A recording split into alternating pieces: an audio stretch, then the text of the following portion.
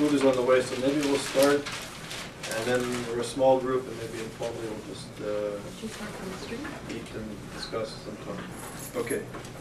So today it's really, I'm honored that we have three distinguished guests who are with us: Anetta, Kahane, Heike, Radvan, and Andreas Nader. I hope I didn't massacre the pronunciation of your names. If I did, I'm sorry. So Anetta is the chairperson of the Amadeo Antonio Foundation in Berlin. She directed the Regional Center for Education, Integration, and Democracy in Berlin, and was the commissioner for immigrants for the city of East Berlin in 1990. She was the Moses Mendelssohn. She won the Moses Mendelssohn Prize for the promotion of tolerance from the state of Berlin, and the Theodore Heuss Foundation Foundation Prize for Initiatives in Civil Society. And she's the author of numerous articles and books, including I See Something That You Don't See, My German Stories, which is an autobiographical publication. And she's written widely in the Jerusalem Post, the Frankfurt Jewish News, and the Berlin Zeitung. Okay. And I've met Anetta in Yisa's work in Berlin in Germany, and I'm happy that you're finally here. And you'll hear that she and her colleagues are doing very important work and research. Heike Radvan is the Director of Programs, Strategies Against Antisemitism, and Gender in the Prevention of Neo-Nazism for the Amadeo Antonio Foundation in Berlin.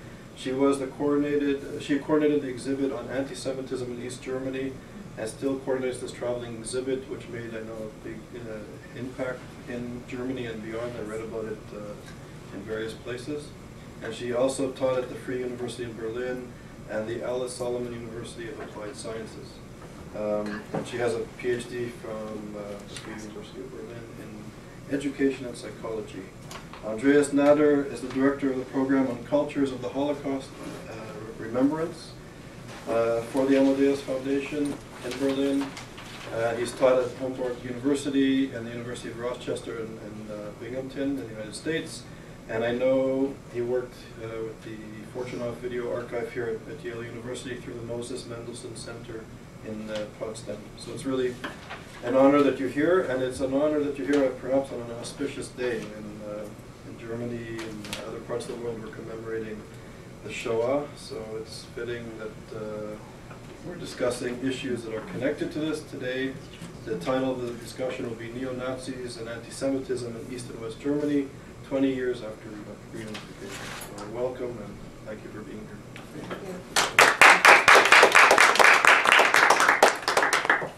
Well, wait. So thank you very much for the invitation. It's a big honor for us to be here, especially on this day. You already mentioned that. And we will not talk about anti-Semitism alone, but about the development of right-wing extremism we had in the past 20 years. And because I think it's important, this is an issue that... Yeah.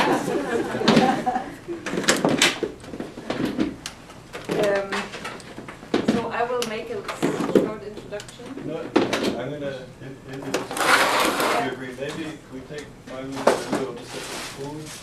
And okay. And then less interruptions. So I just wanted to be here. That's what I wanted to say. And I wanted to mention that Heike and me, we are from East Germany, because our issue today is neo-Nazis and anti-Semitism 20 years after the wall came down. And Heike and me, we're from East Germany. I tell you that because our English is a little bit... So that's the reason why. Andres, who's also a staff member, he's from Argentina, but his English is excellent because he worked in Rochester, and so he will help us out if there's any problem. So, and I will try to give you an introduction to our issues, and then we can start. You can ask anything you want. And some people here I already know, like Ulrike. And so this is a very small family in Germany who is dealing with the problem of anti-Semitism. That's very difficult. Okay, so the last days we tried to explain what we are doing in Germany with the neo-Nazis and anti-Semitism, and we also wanted to ask people if they have interest in showing our exhibition on anti-Semitism in the GDR in East Germany before the war came down. And this was well, people were not sure if they liked this or not here in the United States, because they said, well, GDRs, this is far away in times and locations, so probably it's not that interesting. Or if you want to talk about neo-Nazis today, this damages our efforts to give a better picture from Germany today, because now, 20 years after reunification, Germany is a democratic and well-settled state in the middle of Europe, in a good part of Israel. So we are doing everything to keep this image and not to say that all the Germans are still involved in Holocaust. And you know, we want to go away from this stereotype about the Germans. So if we are coming and telling them what our work is, sometimes it's a little bit difficult because they don't want to damage this image.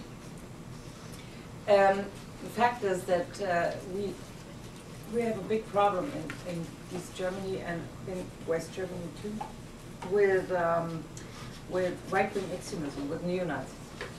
In the last week we had, well, we're here already.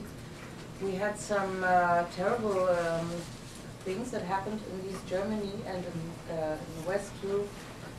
There was a Center for Democracy, a community center for democracy, very close to Berlin, that was burned, and we saw some pictures of neo-Nazis in front of the burning building to show that they were the one who burned it. In Zossen, actually, where we showed the exhibit, just across over the street, not in the same building. So, and then we had trials against neo-Nazis who were accused for murder because they nearly killed some young students in summer. And we had a family attacked in Saxony, close to Dresden. This was on Monday. This is a gypsy family who lived 6 years in this little town close to Dresden, and they were so often attacked that it was very, very difficult for them. But now they burned their house and all the caravans they had, and they were not at home, so they didn't heard it. But this is still a terrible thing. And this is our everyday work, what we are doing in the Amadeo Antonio Foundation, to see how we can stop this mainstreaming neo-Nazi movement that is very strong in East Germany, and how we can build up a partnership and initiatives in East Germany to bring another atmosphere to this little smaller villages and little towns. In bigger towns it's better, and in the villages it's worse. But we have this very big problem with no-go areas for immigrants in East Germany.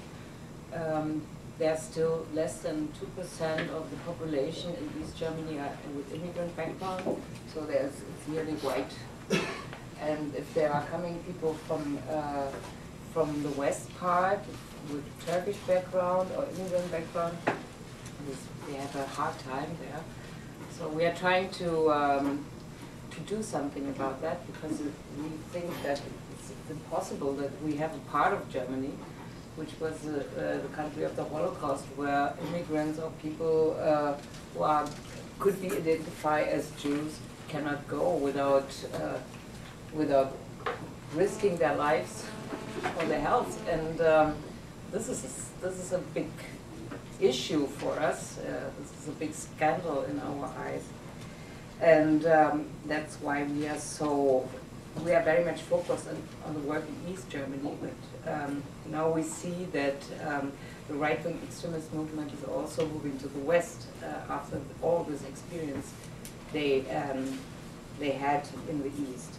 But to explain what the difference is between the right-wing extremist movement in East and West, and what the specialty of Germany is, I have to make a step to Europe, a little step to see what is happening in Europe. In Europe, we have mainly these Western European countries with a very old-fashioned right-wing extremist, populist, anti-immigrant, and sometimes also anti-Semitic movements there and parties. They are very conservative. They want to conserve what they have, but they want to exclude some groups. They want to exclude immigrants and Jews, and so they are exclusive, but they are conservative. So this is the main character of all these movements, like Le Pen in France, and in the Netherlands, or in Denmark, or even in Spain, and now in Italy. We have all this. This is a very, very old-fashioned, sometimes racist, but always conservative, populist against the minarets in Switzerland and so. In Eastern Europe, the situation is completely different. In Eastern Europe, you have this movement of neo-Nazis or skinheads. Sometimes they are called skinheads. They are very violent. They are very radical, and they are not conservative. They are revolutionary. They are trying to change the society. They really want another society. What they want is National Socialism. They really mean it. So the impact is completely different, and it's very strong. That you can see it if you see where you have all these right-wing extremist groups in Russia, in Ukraine, in Czech Republic, in Slovakia. Hungary is a little bit different, because Hungary has partly another tradition. But you find this national revolutionary or this national Bolshevist, I call it so, national Bolshevist movement, you find it in nearly all the Eastern European countries. In Hungary you have this old tradition of the Ustasha fascists that are also who have been very conservative too. But the new right wing from Eastern Europe is not conservative, and it's not bourgeois. It is very proletarian, and it is very close to the ideology of socialism in another way, but that's it. So I've been there in several countries, and I've seen it, and it's very, very similar to what is happening in East Germany, because the East German society is also a post-communist society, and people there, especially the young people, are not, for them, capitalism and democracy is something they don't want to conserve because they've never had it. So now they're coming in a situation where they have to struggle for life and have to change their point of view. And they didn't like the socialism in this Bolshevik way we had it, but they like socialism as a, as a form of society where everybody is equal, and where social problems now exist, and what is based very much on the national identity. The internationalist idea in the socialist countries was just a trick. In the real life, it was always very nationalistic. So this is coming in a very interesting way together now. So we have in East Germany this nationalist and revolutionary and neo-Nazi movement. And in Western Europe you have this conservative, racist, populistic thing. And in Germany now, in West, you have this one tradition, in East you have this other tradition, and now this is coming together. And they're trying really very hardly and with success to bring those two streams together. What is very difficult and causes a lot of conflicts in the middle of the right-wing extremist movement. So there are big fights and there are big struggles and so, but they are still together, and that they are still a common movement, and they are still have the power to come in some of the parliaments of the states of Germany. This is amazing. So I think that the right-wing extremist movement had much better results in reunification than most of the parts of the society between East and West. So if you see some of the parties, the political parties, they have so big problems to come together with the mentalities of East and West, but the neo-Nazis haven't. They got it. So they have this NPD, the National Democratic Party, which is the head of over the movement on the party level. And then you have different cultural expressions of neo-Nazism in the youth culture, or in everyday life, or so they're coming into everything that is in the everyday life. Hopefully Heike will tell us a little bit more, if you are interested, about how it is feeling, because she's specialized in gender and neo-Nazis. What is very interesting, because in the everyday life, the women are taking a big place now, more and more, because they are really neo-Nazis, so you never forget that, and they are not conservative. But if they come into the, when they're becoming the school board, how do you say, the school speaker, or the parents, the representative of the parents, or they are elected in the local parliament, or they are elected, or they are building up some women's circles, or they are giving advice to unemployed people, and they give good advice, or they are doing some kindergartens stuff, or they are nurses. So this is becoming like very scary, because you don't feel it at the first moment, but they are coming very close to the family life. And most of the people in East Germany have certain difficulties with the democracy. So more than the half of the population is not don't think that democracy is a better form of governing. So they are very open to this kind of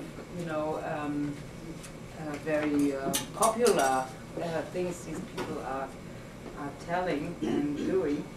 And that's why it is so dangerous. The young people, they have some organizations called in German Kameradschaften. These are little groups. It's not gangs. It's not it's something else than gangs, because they are very, very well organized. They are very good. They have a very modern style of leadership. They don't have a, they have a collective leadership. They are not, they are hierarchical, but not that way everybody thinks. They are not really looking for a Führer. So they have a broad base of people who are able and willing to do things. And we have hundreds of Kameradschaften in Germany, East and West. this is an elite circle of neo-Nazis who are organizing and strategizing the work of the neo-Nazi groups in the region. So they're very located, and they know very well their neighborhoods and their cities and their villages. They are the sons and daughters of people who are living there. So it is becoming very hard for the authorities to do something about it, because they are the kids, you know, they are the family. And in some points, especially in East Germany, they are much closer to where the heart is beating than any immigrant that is killed. We had nearly 150 people killed by neo-Nazis since the war came down. And the first one was Amadeo Antonio, who is, you know, the one who we were named after. Amadeo Antonio was a worker. He was a worker in East Germany, and in November in 1990, he was attacked in a little town close to Berlin, and he was beaten up and died some weeks later. And he was the first one. And since then, we had a lot of cases like his. So in 2008, sorry, in 2008 there were 6 people killed in East Germany, and the media didn't really notice that because no one wants to talk about that anymore. You know, so they don't know what to say, how to comment. Yes, it's a problem. We have this neo-Nazi stuff, but yeah, but what can we do? This is it's very hard to come to in the media with this issue. So what I wanted to say is that the very close connection to the community life, to the local everyday life, and very close attitude to everything what is an issue today. It's globalization, it's social security, it's unemployment, it's health, it's immigrants, but not that, you know, immigrant issue and Jewish issue is not the first thing they are putting in front of these neo-Nazis, but they are dealing with all the other questions. Environment, very important. And so they are very much, very on the level of the everyday discussion, and they are trying to influence that in their own way, and that's why we are so. We have to deal with these issues and to make clear that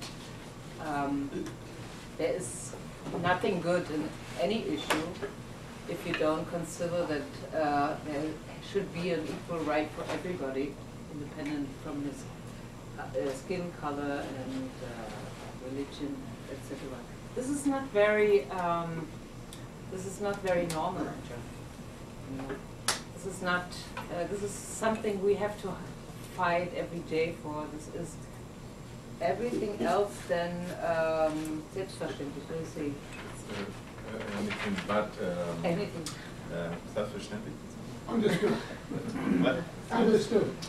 Right. Taken for granted. It's not taken for granted. No, not at all. So not at all. And yes, and that's what we are trying to do with our work. So the Amadeo Antonio Foundation, I will now tell you a little bit about what we are doing on that. Is a small foundation. We don't have money, but we are very, very important. No, sometimes we have to whack the door, you know.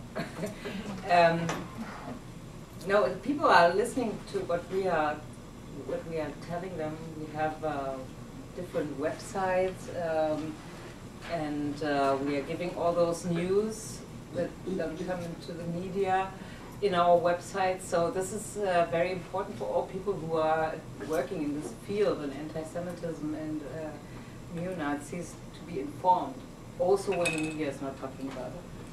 And we are trying to to collect money, to give grants to small initiatives in these communities that are in danger to, to be brown cities, and to empower them and to give them advice and help and to send famous people there and to bring them up, to empower them, but to give them money too, because we cannot do everything without money. And on the other hand, we are an operative foundation, so we have our own projects. We are running our own projects, like gender and neo-Nazis, or what Andres is doing, remembrance culture in East and West, because the culture of remembering the Holocaust in East and West is very different. We had in East Germany, we had this decision in 1945 that everybody in East Germany is communist and it's not guilty on nothing. So everybody was, the problem was resolved. The workers were the victims and not the perpetrators, so things were fine. And so they never deal really with the past. And people in East Germany are not used to do research on their own towns or in their neighborhoods, or to think about the Chinas they have in there. The people have a lot of things from Jews and they don't know. And this was never ever talked about that in East Germany. And that's a big field, the remembrance policy and remembrance culture. Because we think that if you don't deal with the past, you cannot deal with neo-Nazis today, because they are all coming from these families. They are the grandchildren from these guys, and so the political parties always want us to explain that neo-Nazis are coming from project buildings, because this is this kind of buildings is something that produces, I don't know what. And on the other hand, it's unemployment. And it's unemployment in project buildings, and then this combination makes neo-Nazis. And we say, well, this is not the point. We have enough research done on that, and we have to build up a democratic culture in everyday life, and that's what we are doing. And so we are trying to build up, for instance, a community foundation, what is a very normal thing in the United States. In Germany, it is also a normal thing now, by the way, but it's not normal that they are focused on democracy. So it can be completely possible to build up a community foundation in Saxony. Didn't happen yet, but in Saxony, where there are a big, there are people with a lot of money who are members of the NPD. So because they don't have any criteria of democratic issues in their community foundation. So this can be a brown community foundation. And so we are trying to work with all the community foundations that are existing in East Germany, and also in some of the west part, to make sure that minorities are respected and that it's integrative and not exclusive, and so and all this very so-called normal things, but is not normal. And then we are also running projects like Exit. This is a project that gives neo-Nazis who want to drop out the possibility to do so. So they are working with neo-Nazis who have their doubts now, and then they're starting a process so they can drop out for a longer time. And this is a very important project for us. And we are also trying now to build up something similar for people from the political Islam. But it's not that easy. We have a very interesting, very, very smart person, Claudia Danschke, who is working with us on this project, and we did a brochure about the discussion, the level of discussion and practice we have now with the problem of Islam and anti-Semitism. And so we are somehow well prepared to this. Another point, and then I come to the end, is the question of anti-Semitism. I think we are the only foundation or bigger organization who is dealing with both anti-Semitism and racism. You cannot deal one thing without the other, and it's not the same. So you have to make clear that people who are fighting for equal rights for everybody are also they also mean Jews. You know, if you have this anti-racist scene, you have a lot of Israel haters and anti-Semites, and this is very difficult. So we are trying to make sure that we are, of course, we are against racism, of course, yes, but we don't want to say when we are working against racism, we cannot deal with anti-Semitism because this is too complicated with this Palestinian problem and everything. And so that's why we are trying to do both. We are dealing with anti-Semitism and we are dealing with racism, and who wants to cooperate with us has to accept that. And everybody who wants to work with us has to accept that and has to amplify this attitude. Say, no, that's not only about Israel and Jews, and it's not only about all the poor immigrants. This is somehow complicated and complex, but that's what we are doing. So that's my introduction. Wow. Thank you. And now, would you like to introduce us to your project? Just a short, you know? I was trying to think of doing, I just wanted to add a couple of Yeah. things to what you Please do said. Just, I mean, some of this might be known, please some do of this better might English. not be.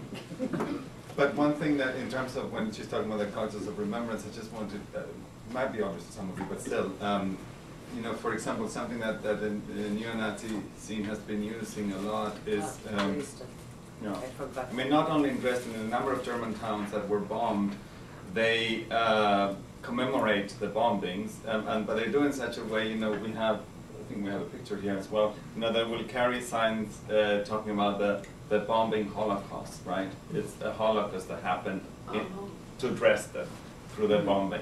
And this is picking up on a tradition that, not with that language, but that comes from the East German culture of remembrance, of talking about the Anglo-Saxon imperialist bombing of our innocent, you know, gratuitous bombing. You know, it's always called gratuitous as it, yeah, as different. And today, on the 27th of January, we have some Mahnwachen, or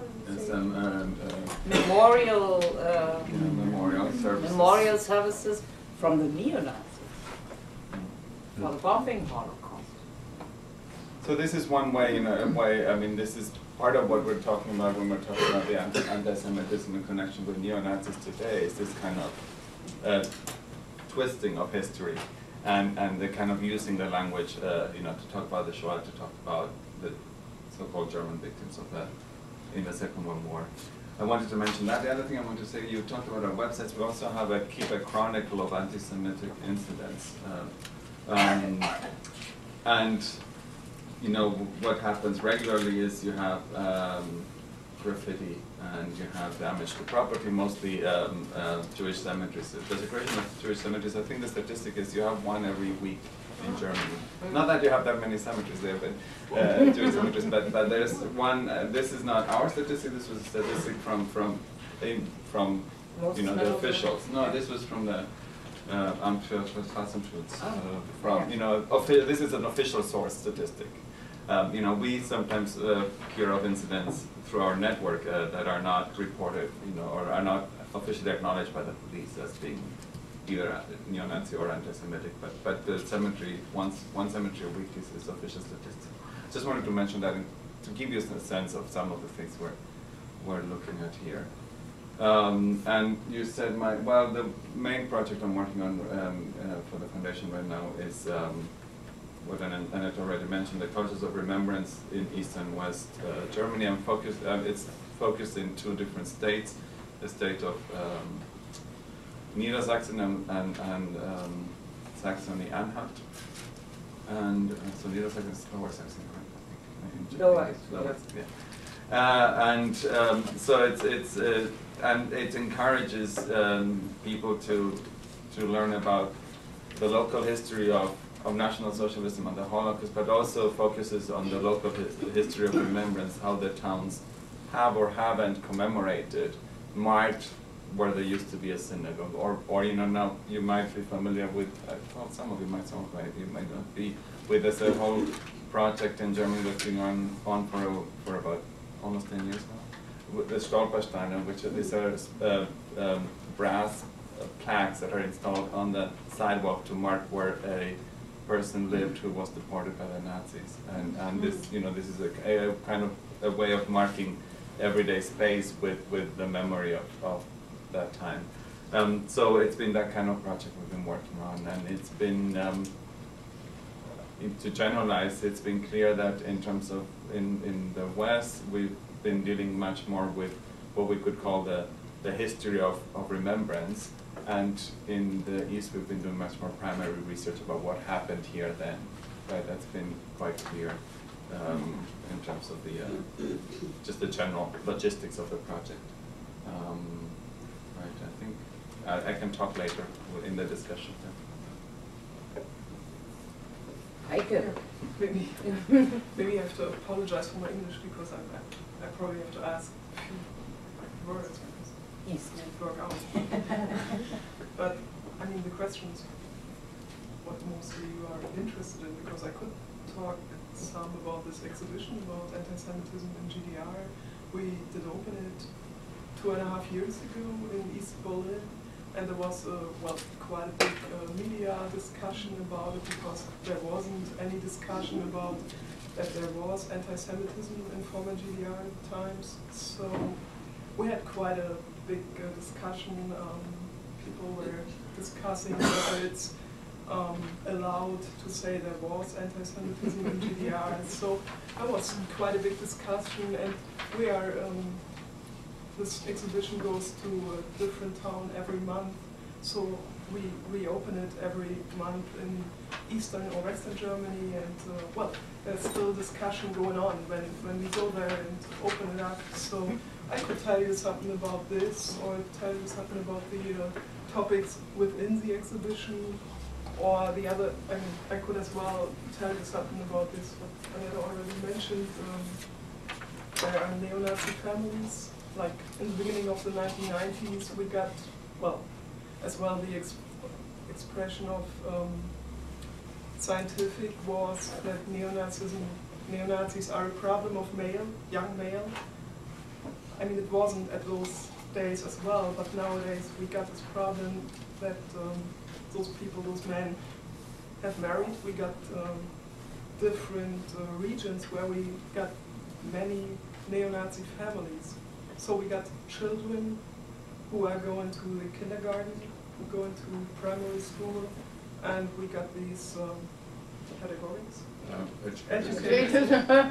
educators who come to us and say, well, we got this family with these kids, and these kids are raised in a racist family, and we got those parents who voluntarily work at our kindergarten and come to the kindergarten and say, well, we are living in Germany here, we don't have to have those pictures with black kids on the wall, just take it off. And so that's where it starts, and we got women within the right-wing extremist party who go to parliament, local parliament, and people are not aware of their opinion, of their ideology. And so this is a problem. We try to train educators as well as members of democratic parties to deal with the problem.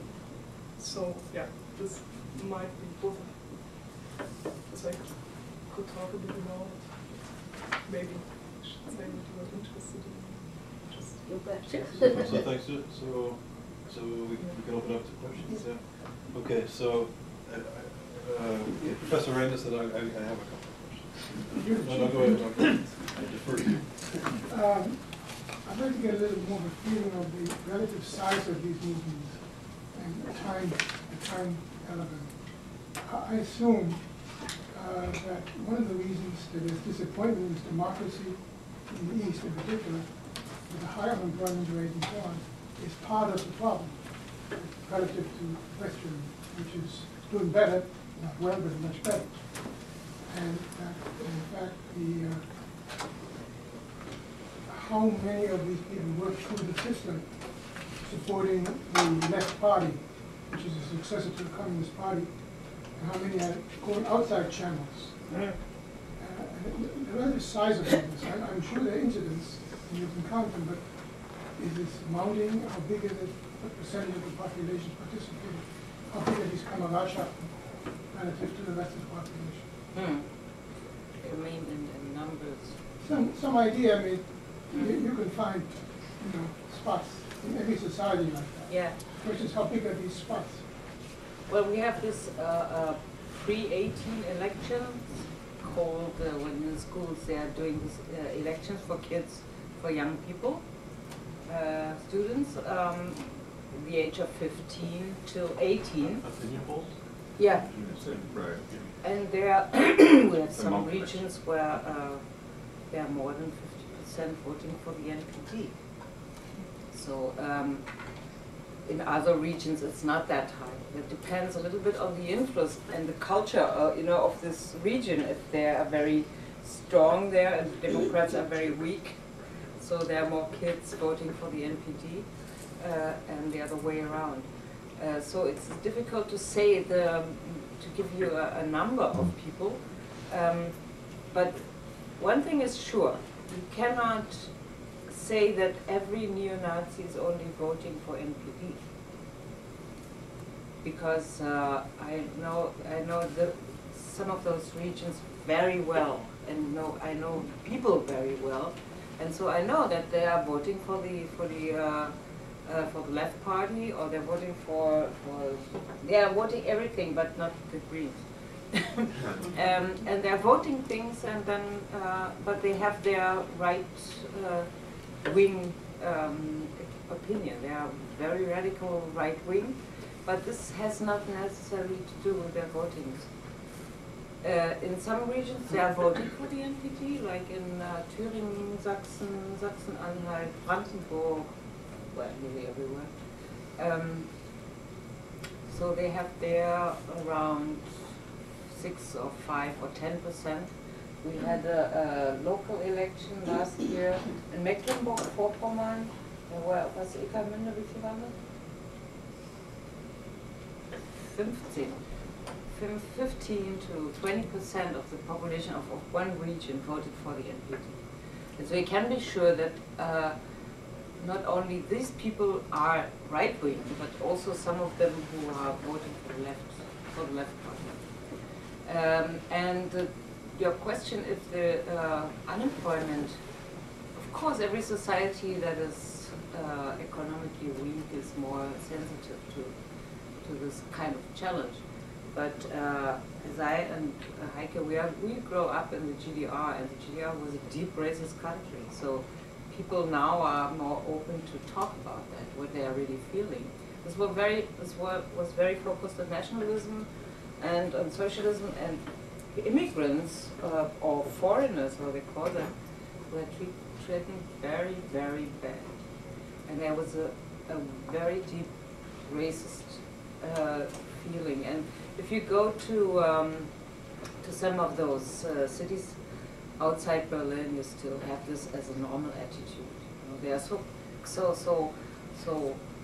normally they are racist from here, and this is completely normal. So they're talking about every black person like, I don't know, this is good. So and I think it's a part of the heritage of this this education of socialism, what is never open-minded, it's always narrow-minded. and it's also the weakness of the Democrats, because there are no Democrats in East Germany, only a few, and it's the weakness of the economy. Let me just ask a follow-up. The official agenda of the NPD does not include Nazism or neo-Nazism, right? So if you want to do your own thing, you have to do it outside the party.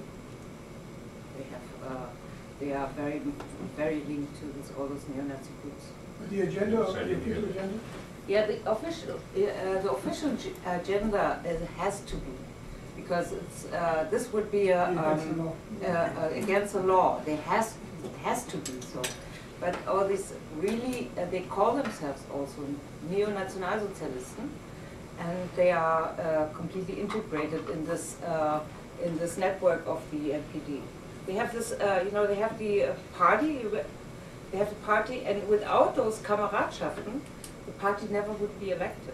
Would never be so successful. I just may add something to that. What some of the elites of the NPD are very good at it are at treading the line, not breaking the law, because if, being explicitly pro-Nazi would be breaking the law, but at sometimes using symbols that signal what they're thinking of, but not going over the line. I mean, sometimes they're also caught. I mean, it is a criminal offense.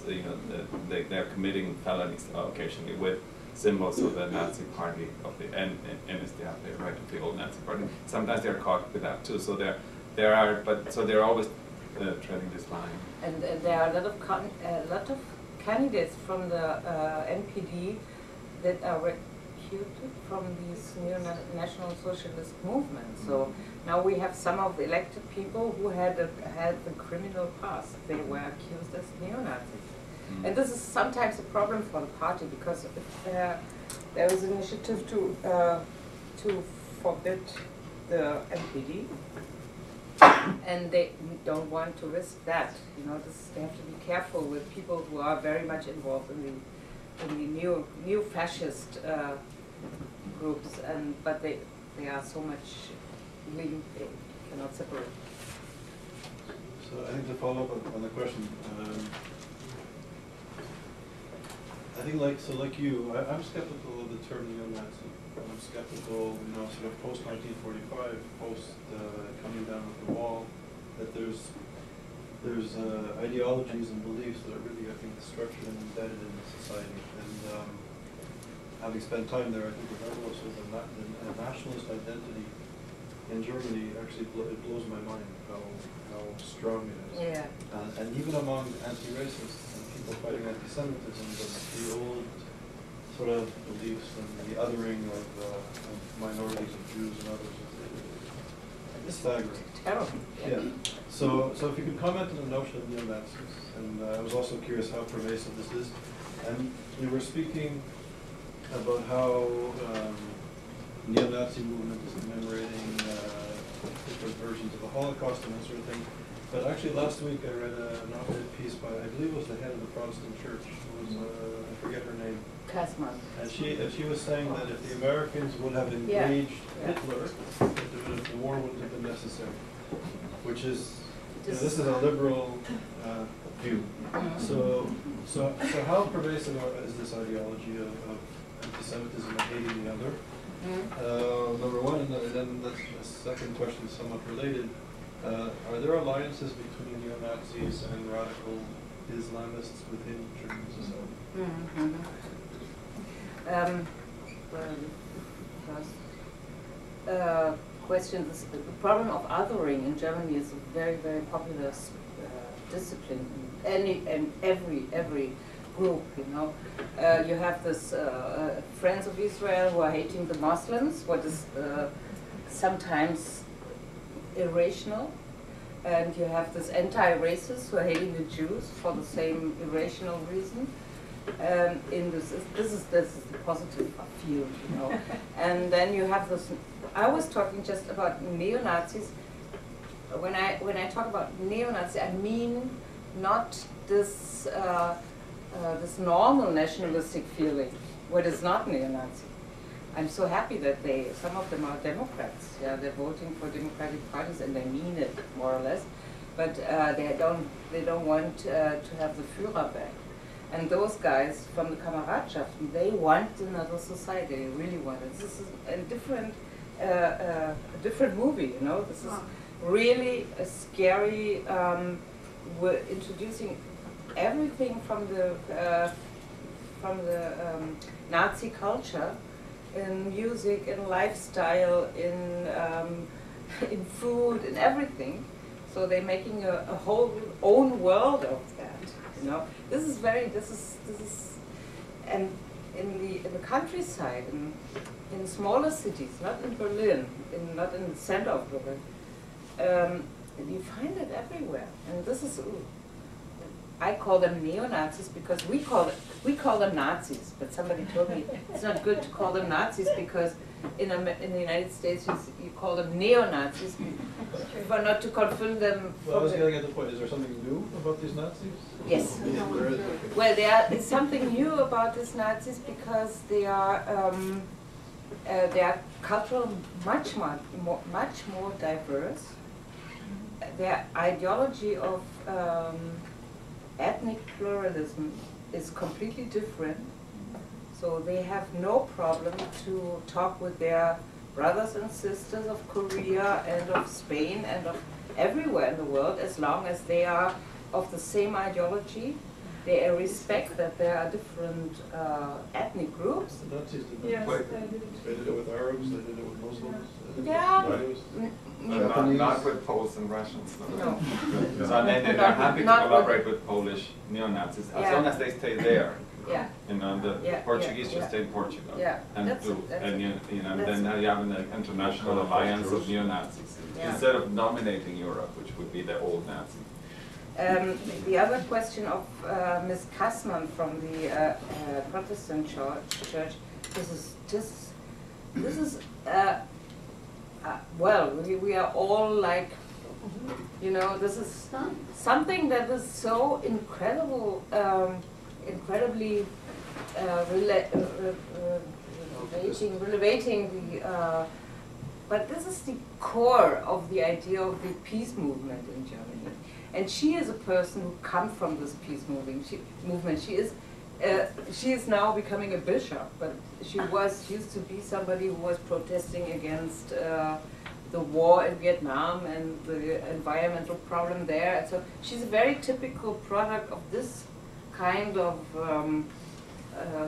movement. And now she is becoming the bishop and the head of the Protestant church, and now she's telling that war in Afghanistan is not good, and any war is bad, and even the war with the Nazis, probably, you know what you said, that's the point. But you asked me something else. It was The connection between Islamists and neo-Nazis. Well, the problem is they try to do so.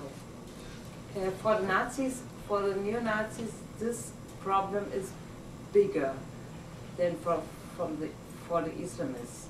We have some actions where they are cooperating, like the Al-Quds Day, right? Remember?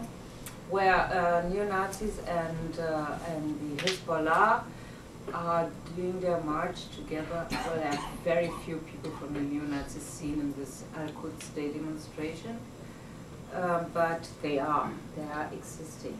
What is for me much more interesting is that there is much more sympathy between the left wing and the Hezbollah and the Hamas. So this is now the point. They are same here. yeah, and they are West Germany. Brutally. Yeah, it's in West. It's in East Germany. They're just against the Jews. But in West Germany, this is very clear. And this the left party.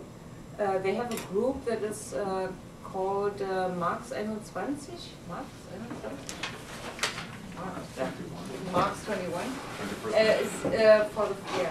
And there are some radical left-wing people there, and they have declared their solidarity with Hamas and Hezbollah as revolutionary movements, and they say that the opposition in Iran is a reactionary movement and all these stupid things. So this is. So, hold on, Our sorry. society, it's not only a phenomenon. Yeah, on yeah, that yeah, level. So, question here, and then Ursula, and then you keep Professor Katz.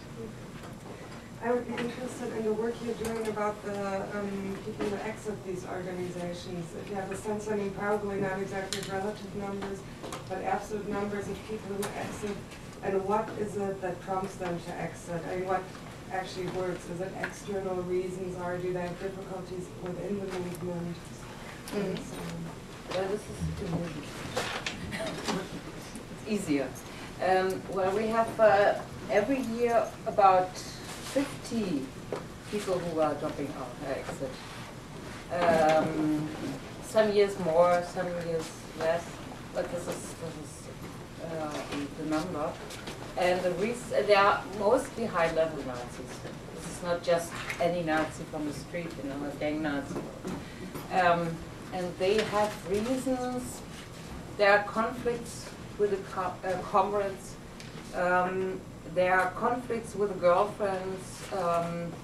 Sometimes there are some incidents like somebody is taking them in serious. Somebody is from the Holocaust victim, a survivor, for instance. And if there is somebody who hold on, you know, and not to say, you're a Nazi, this can happen. This could be a moment of starting to think. We are working with about 10 or 12 former neo-Nazis who are going to schools and who are telling their story, and they are describing exactly how it works. It's just, you know, they have a very fixed ideological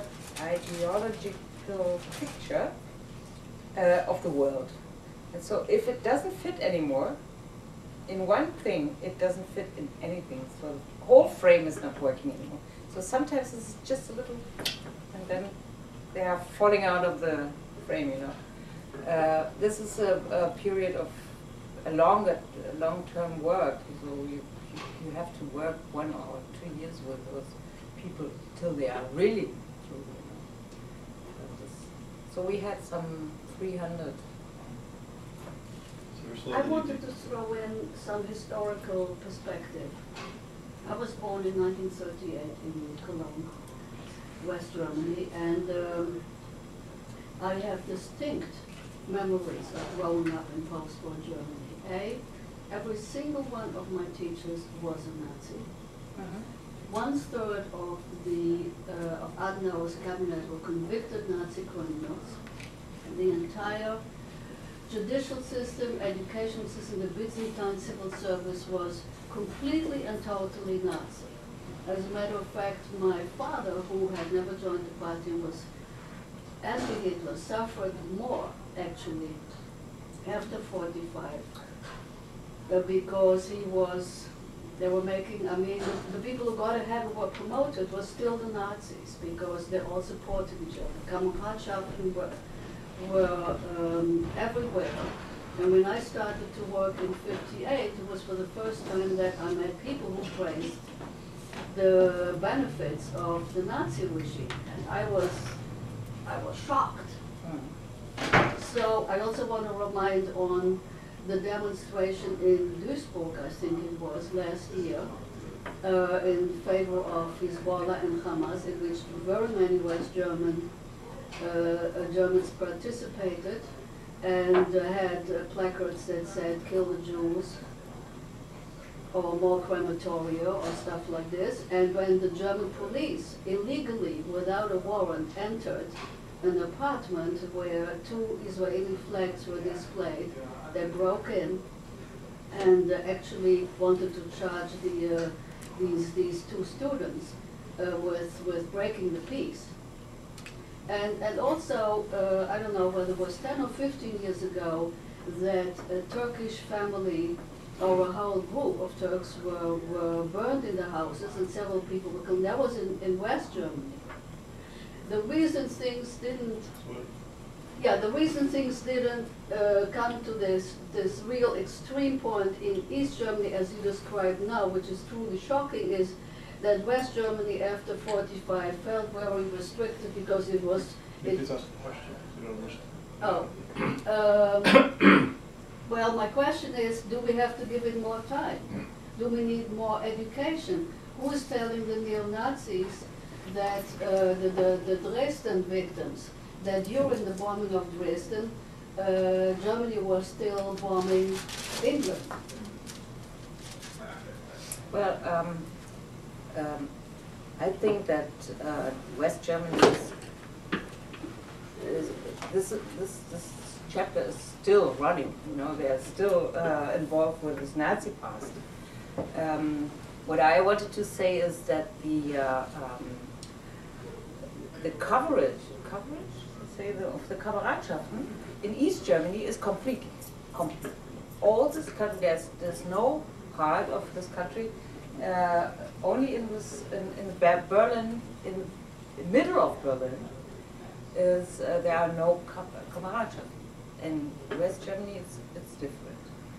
So this new movement of very, very militant and very aggressive and very willing to kill neo-Nazis is much stronger than this. But you have this, of course, you have this heritage and you have this history and you have all these terrible things. We just wanted to make sure that East Germany is not always the forgotten country, the forgotten part that is overseen, because you know a lot of things about West Germany, but what do you know about East Germany? And we had all these terrible problems and all these people who were first in the Nazi administration and then in the GDR administration, just the same. It was just the same, but nobody talked about that, you know.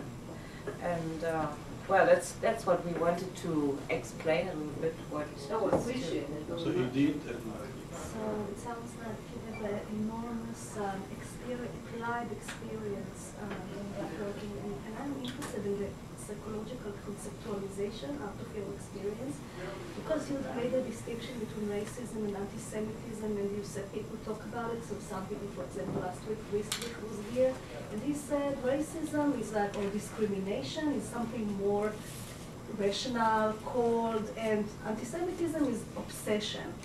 And before you said like some people hate Afro-America or hate like blacks from here, like it sounds like obsession. So if like out of your work, what like distinction you see? I mean, is it like the same phenomena that you say it's like only extermicity, or is it two different types that we need to treat it differently?